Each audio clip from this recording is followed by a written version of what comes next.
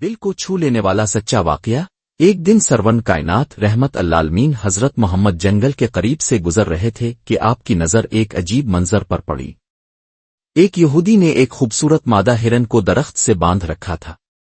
جیسے ہی ہرن کی نظر نبی پاک پر پڑی وہ بے چین ہو کر بولی، آ رسول اللہ، آ حبیب اللہ، آج صبح میں اپنے بچوں کو جنگل میں چھوڑ کر رزق کی تلاش میں نکلی، لیکن اس یہودی نے مجھے پکڑ کر قید کر لیا۔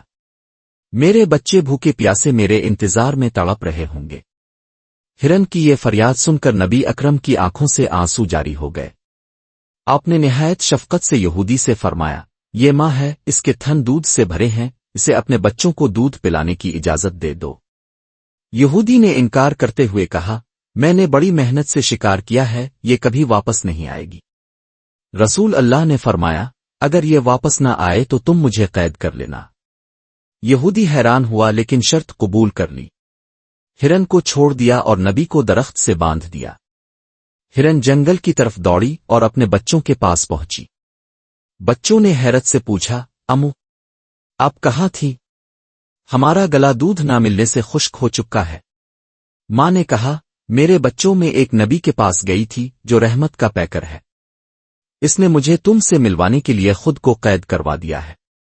بچے رونے لگے اور بولے، ہم ایسے نبی کے ہوتے ہوئے ماں کا دودھ نہیں پی سکتے جسے قید کر دیا گیا ہو، ہم بھی ساتھ چلیں گے۔